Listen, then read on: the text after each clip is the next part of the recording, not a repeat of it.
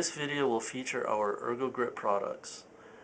It is part of a series of videos that will teach an AR-15 user how to install our grips, forends, buttstocks, and accessories to your firearm.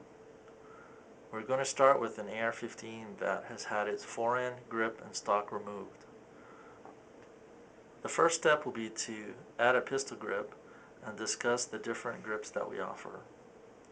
In other videos, we will add forends, buttstocks, and various accessories. These are the four basic pistol grips that we offer for the AR-15 family. This is the ambidextrous grip, our most popular, and fits most people's hand very comfortably. This is the same grip, but with a right-handed thumb shelf. This is our Tactical Deluxe.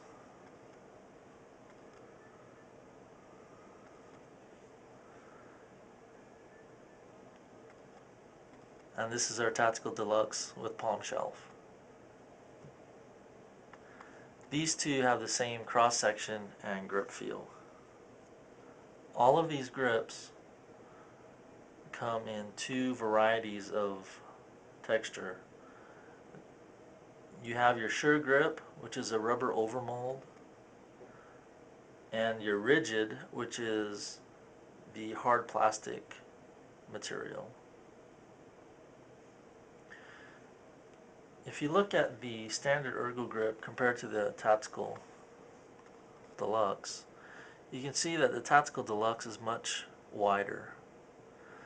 This would fit a medium to large hand best. The standard ERGO grip is thin enough to fit most people's hands. Even while wearing gloves, it won't feel too thick.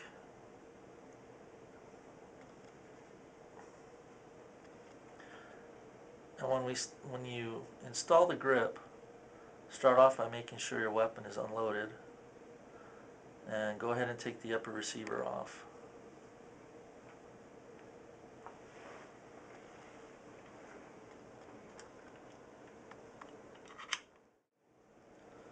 Now you want to make sure that your detent for your safety is still in the hole.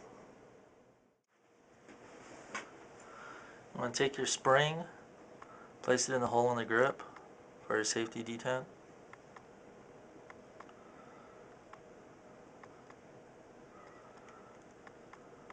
And for this, you can use the original screw that came with your rifle. If you're going to replace your screw, it's better to get and easier to use a socket-headed cap screw. The thread is 1/4 28, and it's about 3/4 of an inch long. Now if you want to determine if you have the right length, you can put the screw into the grip and see how much is sticking out. You want it to stick out about that much. If it's any longer, you'll find that some receivers aren't threaded the whole way, and you will not be able to tighten the screw down far enough so that the grip does not wobble. If you put the screw in completely and the grip hasn't seated all the way onto the receiver, it's probably because your screw is too long. You can cut it or just buy a shorter screw. Using the T-handle Allen wrench is very easy compared to a screwdriver. So you keep an eye on the spring and put it towards your detent hole and start your screw.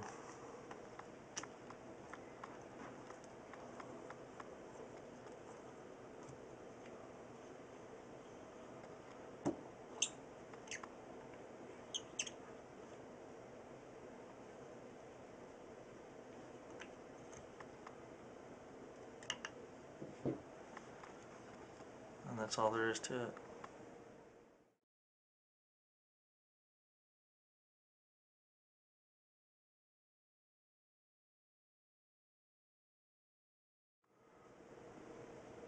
Okay, when unwrapping your ERGO grip from your package, on the back of your package you're going to find what we call the gapper.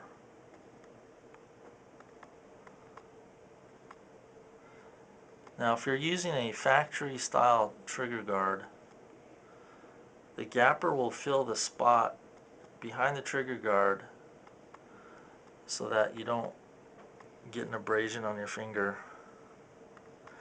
Not everybody needs this, but we do provide it.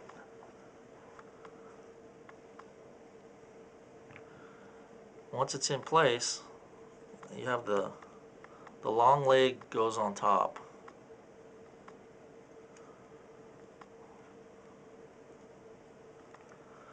Then you would install your grip, aiming a spring at your detent hole.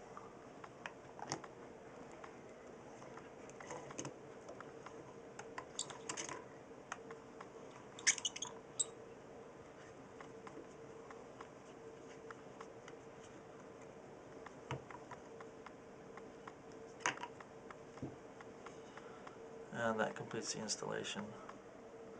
Now be sure to check the function of your selector once you do that. Make sure your safety works and your fire works.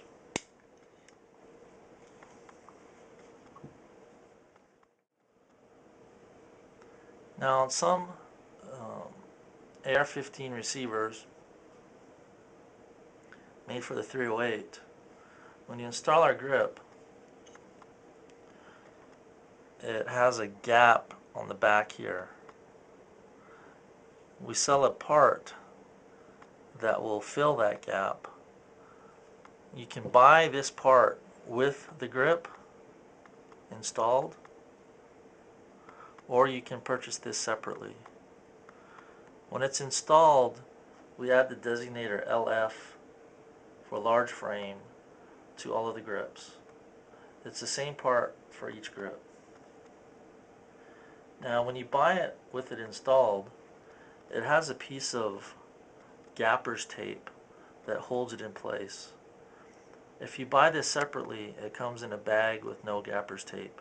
You can use just about any double-sided tape to hold it onto the grip, and I'd also put some on this side so it adheres to your rifle. Not all 308s need this, but most of them do.